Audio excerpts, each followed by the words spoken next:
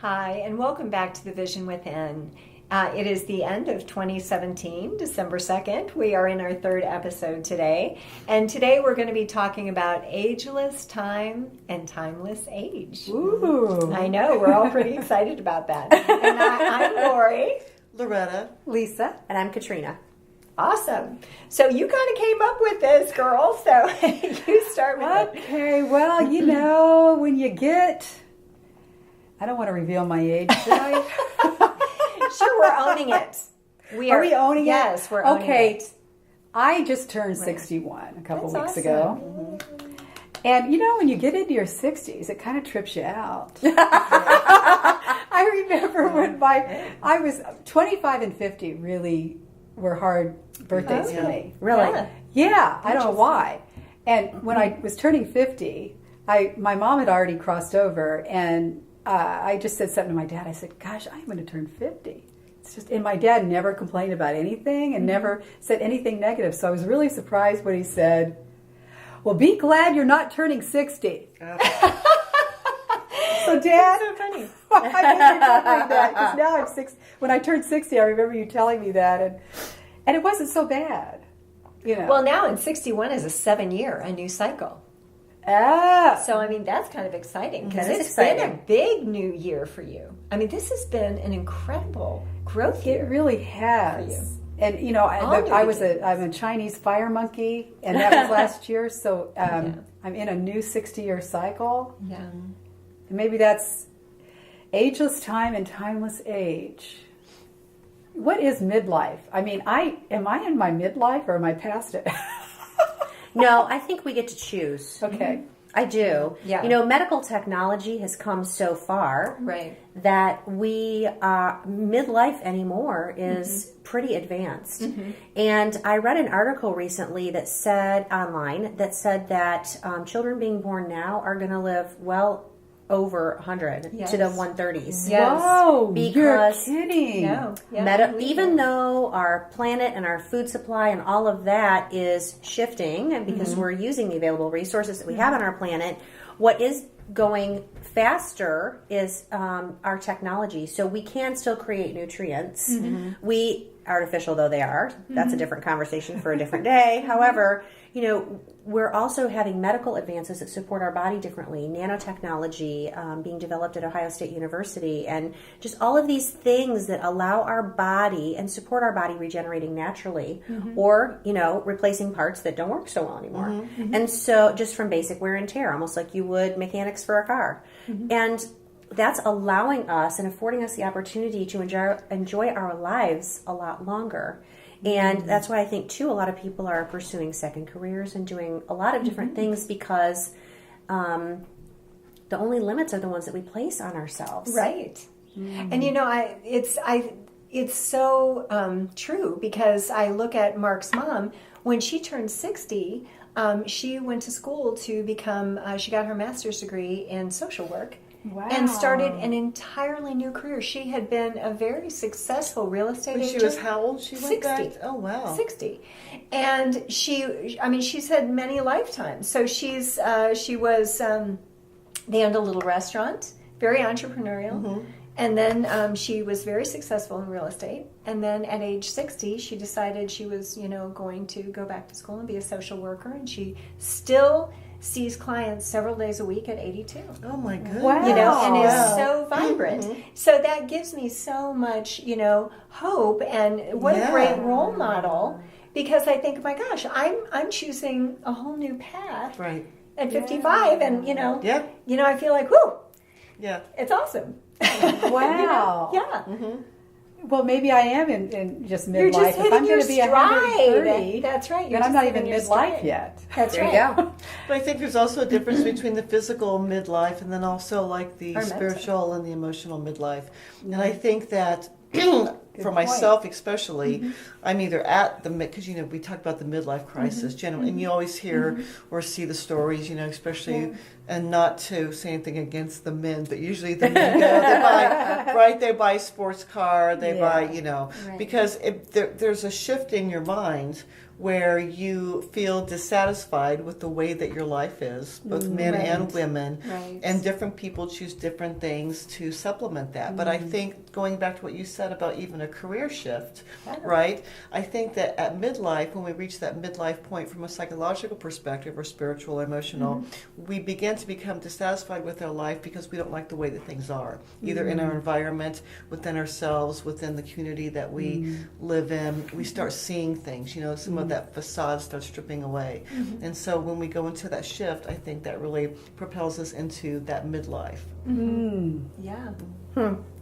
And that can be a good thing. It absolutely can be a good thing. It can be introspective. Yes. I know for me it has been introspective, and I'm approaching 50. I'm 47. I'll own it 48. I'll own it just like you're owning it too. I'll be 49 in December. I'm a Capricorn. So, I view age differently now. I had a major health crisis, or awakening, as I like to call it, at 36. And while it was challenging to live through, I said in the last segment, it gave me a lot of compassion and gratitude. And one of the things that made me grateful for is every birthday. And so I view it differently.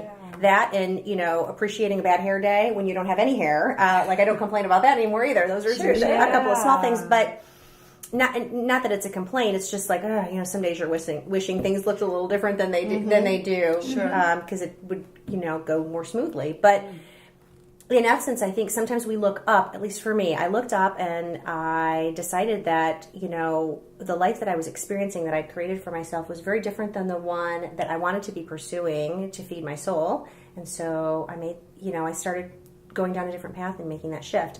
Now it's still evolving, and some days are more easeful and graceful than others. And at the same time, I feel like it's going in a really positive direction. I am excited for 2018. I can't wait. And I can't wait to be 50. Well, actually, I can't. It is what it is. If it's ageless time and timeless age, should I even be concerned about entering in midlife or post-life? As you all know, I've said in previous segments, I let go of a long career. And I haven't gone to school to get my social work degree, but I feel like there's something on the horizon, I feel like a teenager. Yes. See, and I feel like a child. Like I'm tapping into my childhood where I want to play with toys. I find myself drawn to children's books because I keep writing them. Yeah. I want to put stuffed animals around my house. I mean, it's just like, I'm channeling some child going on. And I see it on days where I'm really channeling that child. I've got that glow coming through again. So I do think it's very much the mental, emotional shift. Then when we are channeling those memories or experiences, my gosh, we're right there again. We're right there because that cellular memory just woke up. And, we're releasing a lot of all of those hormones and chemistry with neurotransmitters, all of that are from that age that we're channeling into. So, I mean, my gosh, that's how we reverse our age, too. When we channel into that child, my goodness, all those great hormones are being released again. Lord, I don't know if I have the strength for hormones. I know. I'm just throwing that out there. Let's go younger before all the hormones kicked in. Have mercy. Yeah. And we talked about last segment, self-identity, and, what is timeless age and ageless time? It's almost like we just let go of time. And if we didn't identify with time, I wouldn't be so concerned about being in my 60s, right? Right. Because I can be a child again. Right. And I can go back to school and create a whole new career. Because there's no such thing as time. And I have all the time I need. Right. What does ageless time and timeless age look like in our lives? I think the soul is ageless. And that time is a way for us to measure our physical existence and whatever we choose to put in that. It's really just a measure of physical existence. The measure of our vessel. Yeah. and our evolution, and we can make that comparatively however we wish, depending on Wine gets better with age. and so it just kind of depends on what we want to put in there. Yeah. And that's what I think timeless age and ageless time means, is that we get to create whatever we want on that trajectory and compare it however we want. Like I've said, I'm so excited about the evolution of 2018 and what that's going to bring. And I know my soul is timeless. I know that it exists beyond time and space. I know that time is a construct. Some of these things that I know. And I'm also glad for time because it gives me a measure for comparison about where I am and where I want to be in my evolution. What do you think, Loretta? I think that for me, when I think about ageless time, I mean, to kind of segue off of some of the things that you were saying, I think that time is relative. We as humans impose time. You know, what really is just right now, okay? Right. And there's so many things that are happening in parallel from a time perspective that I think that that time is ageless because it's all, you know, it's all just the power of now in the moment of now. When I think about which one did I do first already? Ageless time and timeless age. That's still something to kind of think about. I think it relates to the other, but there's so many. I mean, I agree with what everyone else has said as well. I'm aging as we do every day. And honestly, you know, there's times that I feel, you know, 25. There's times that I feel my age, 53, and frankly, there's times when I feel 80. And I notice that when I am feeling older than myself, when I'm feeling run down, is when I'm not connected to my energy or to my higher source. When I'm feeling younger is when I really am connected and I'm getting that surge of energy to propel myself forward. So it's a reminder, you know, when I'm feeling kind of, you know, zapped and I'm feeling like, you know, I'm 80 years old, I think, okay, what's going on with me that I'm not in balance or that I'm not connected to the higher source? So this is what I'm hearing, because this is so interesting. When we think if our age is a higher number, if we're feeling a higher number than what we are, that isn't in balance. Correct. Yeah. Okay? Oh, good point. Right. But what if we identified in that moment with one of our favorite people who is that age, that we really admire and love, like Louise Hayes before she passed in her 80s, and what if we were her that day? And we simply took on some of those qualities that day and channeled people that, you know, channeled that vibrancy that we admire for that age and bring that in, that I bet it would bring more balance. What if that age What you said was very important because the sirens were going. So, you know, the universe was saying, come on, let's listen to this. Yeah. So I love it. So instead of identifying it negatively to our current age as limiting us, we can identify with any age because it's ageless time and timeless age, and we can even identify with those that are a lot older than us that have used that age to the best of their ability. When we were at Thanksgiving in Iowa, and Mark's mom was starting a whole new. She's been doing quilting for years, and now she's going back to. I want to get to know Mark's mom. She's been a social worker, and now she's 82 and she's quilting. Oh, she's an amazing quilter, but she's going back to painting, and she's relearning how to paint. I want to know what she's got, and I want it. Yes, and I found myself saying, you know, I love that age. And that's, I want to be her when I grow up. Yeah. So sometimes in that, maybe if we look differently at the numbers on the thing, what if it's just a number? Yeah. Well, I think it's whatever we allow it to be, whatever we want to create. I mean, I think that we are expanding our idea of what age is. Period. End of story. Right. Not end of story. The story keeps evolving, fortunately. And I love that you can see it even within our lifetimes, how much it's changed. Yeah. So I even look back every once in a while, you know, if I can't sleep or I just want to let go for a little bit and just, you know, be in a fun kind of fantasy, I might turn on an old TV station. Yeah. And there might be, an episode of a show that's really funny, like a Will and Grace or a Golden Girls. Oh, yeah. Now, I look back at Golden Girls and I look at them, and those women were in their 50s. No. Oh yeah. Yeah, during the time They of were in taping. their 50s on that show. Yeah. They looked ancient. Well, It's except for the Sophia. makeup and yeah. Okay. It is. But they Yeah. were in their 50s Yeah. on that show with the short curly perms and the, But that was part Yeah. of the style then too. So It I think it was. was a Yeah. combination, yeah. Yeah. of- And What it so looked our idea of expanding what's possible at different ages has evolved. And that's sort of a gift of what every generation brings, is that we sort of push that that limiting idea even further. Yeah, Right. but it's also the embracing. While you were talking, this is a really weird image, but while you were talking, and we were talking about, the different styles and stuff, and back then, even, my grandmother, just seemed ancient at my age now, just because of the way she dressed and the mannerisms, Yes. that kind of thing. But it just reminded me, it's almost like, when I was pregnant with my first child, we kind of wore the tense stuff, Yeah. and now when the younger, women get Yes. pregnant, they're wearing right. the really tight shirts to show Yeah. the belly because they're not trying to hide anything. Yes. So I think the moral is that don't fight against or don't try to Yes. hide Stay what in you are. flow. Exactly. Yeah. Well, I just Be got more- a great yeah. idea. We talked about back in time last segment, and you were comfortable with taking all your wisdom and going back to 31 or whatever. You weren't. None of us else. Right. Well, I don't know if you were, but Yeah. Kat and I kind of said, I don't know about that. Yeah. But you know what? I'm kind of thinking.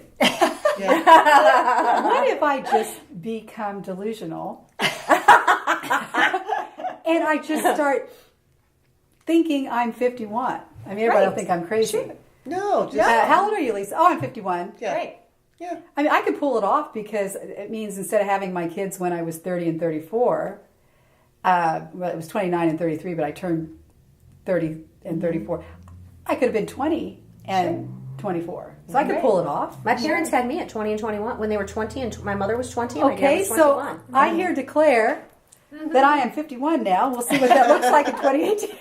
I mean, if I start telling myself I'm 10 years younger, maybe I'll start really imagining and visualizing, creating what I think Sure. 10 years younger would be. But you already act like you're 10 years younger. I feel What like other that. kind of changes would And you your want? energy's Seriously. amazing, too. Yeah. Right. I mean, So- seriously. So I have yeah. a question for you guys. Okay. Okay. So, given society's, expectations, sometimes they place limits on us and compare us and all those kinds of things. And we have these images, especially as women. Yeah. If you had an opportunity to have plastic surgery, would you do it? No, I'll tell you why. Because it takes away all my wisdom lines. And you were talking about people that Face reading. Face reading, Yeah. and I love that because there was a gal I listened to her Yeah. show. I was amazed by what she could read. in Yeah, your face. and I used to do the Botox. Oh, I yeah, quit me that too. like 6 Yeah. or 7 years ago. Yeah. And I even did that little derma stuff. Yeah. Yeah. And I go to the dermatologist every maybe 3 years to kind of get a little capillary stuff, and they're trying to That and the talk mole me patrol. into Yeah. trying to talk me into this and that and this and that. Well, your cheeks are caving in, and you've got. And I'm like, girl, Yeah. because I look at people like when I was in LA at the Grove a couple weeks ago. I can't even look at some of these women. I don't know. They may be in their 80s, but their faces no. have been so tampered with, Yeah.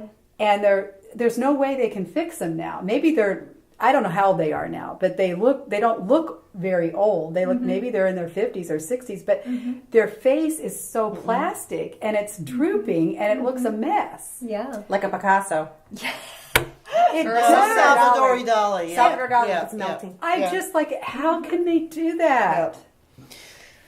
Yeah, Because well, they're because so they're not uncomfortable. comfortable with themselves, That's I right. think. So- Now what I do, and I've done the Botox thing too, especially in my Yeah. forehead, because I'm a frowner when I'm focusing, and so I get Yeah. But what I do is I really try to find ways to rejuvenate my own cells. So I will go and get like a microdermabrasion and a facial. Try to really like increase my I love that. collagen content, that kind of stuff, because I do want to give my body what it needs as it gets older. Because honestly, I was hard on my body growing up. Yeah. Especially alcohol and various different things, and we do pay for it either then or now. So just whatever I can do to give my body a boost to rejuvenate itself. And getting back to the face reading, your personality, like I have that too. That's why I got the Botox. Yeah. I can't remember all of this, but if someone were to read my face, they would know parts of my personality because of these frowning lines, or because of your smile lines, whatever. So if we got rid of those emotional personality challenges, we might see the lines leave our faces. Yes, exactly. I wonder if it leaves our life then. Yeah, it could.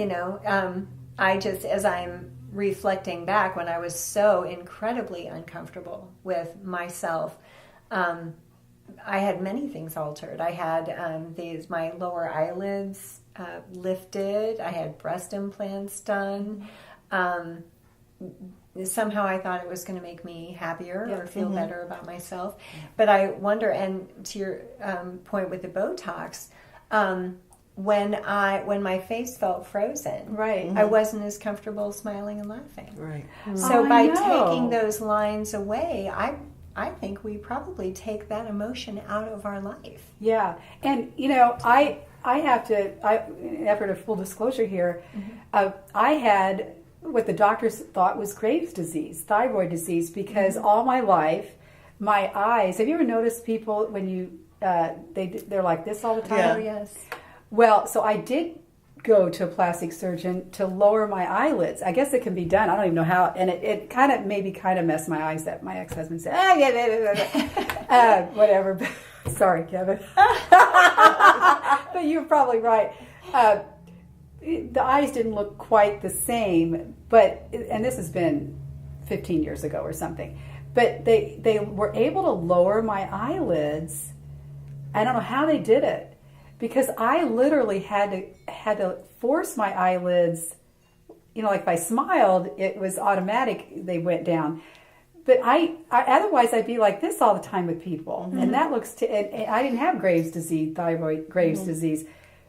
So there is a place for plastic surgery, because that changed my life to be able to have and you that. look, I can't remember the name of the organization, but it's these amazing plastic surgeons that go in and they take people that have either cleft lip and cleft palate. And I mean, my God, they transform their lives. Yes. So there's it is. Or I'm maybe so if you glad have a said that, horrible 'cause nose. I mean, okay. Right. Well, you know what though? After having breast cancer and having a mastectomy, I mean, I was operating completely out of fear, but I appreciate the fact that I had a wonderful plastic surgeon who allowed me to recreate and feel in balance again. Yeah. And so that was a really big gift. Right. Talk about looking like a Salvador Dali girl. It would have been crazy town. And there are women who choose to do that, and I completely honor their choice. Right. It just, at 36 years of age, was not for me. No. Sure. And so, it affected the front of my torso, the back of my torso, because they took muscles from my back to be able to reconstruct me. And it was a very long, very labor-intensive, detailed surgery. And thankfully, I wasn't awake for any of it. But I had a wonderful plastic surgeon.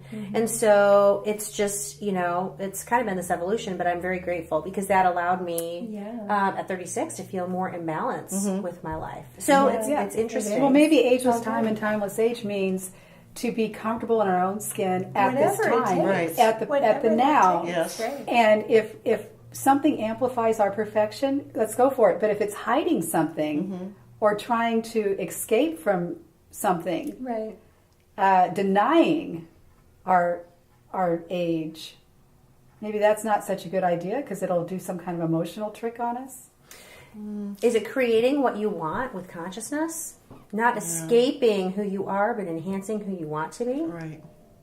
Or how And you, it's all yeah. good questions. Yeah. Because I still am and can carry with me all the wisdom of that amazing Yeah. experience. And Yeah. at the same time, it just helped me to move forward in a way that could embrace that. So is Well, that... let's do a test in 6 months from now when we're filming. If I can consciously do this, I am now 51. All right. So let's see, without any plastic surgery, Okay. Then if we I can put look up a young- side by side and see how we all look. Okay. do I look All right. younger in 6 There you months? go. No, I don't know. If Okay, I'll so I have a do this question. I have a experiment. question before we tie it up, just because Yeah. inquiring minds want to know. Yeah. I have never had the Botox before. I'm just wondering, doesn't it hurt? Doesn't It's terrible. it Why hurt? would we put something? No, it depends on who's giving It it, does to you. depend on who's Because giving it. Yeah, I I've had have really this painful one ones. gal. Yes, I had this one gal, and she was. I mean, you could feel like a little tiny bee sting, but it was fine. And then I went to a different dermatologist. And it was just like literally, Yeah. And I'm like, oh, because I then could you get hear brain the freeze. crunching. Well, if So they it don't depends. warm it up.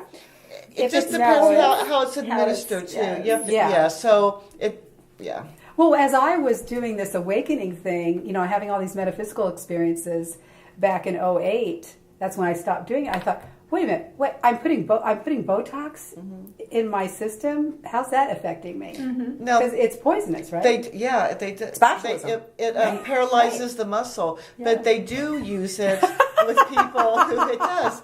They do use it on people that have migraines, and I hear Yes. that's phenomenal. It's effective for migraines. Yeah. Yes, and Also- And all those excessive sweating underneath the Yes. armpits, but still, Right, I and don't people know. that have different paralysis in muscles, rigidity Yeah. in muscles, they use Okay, it because also. right. If you're desperate, It but there lets seems go. there should be an alternative for this. My mother had Restylane, honey. That's an alternative. I'm just kidding. Sorry, Mom. Okay.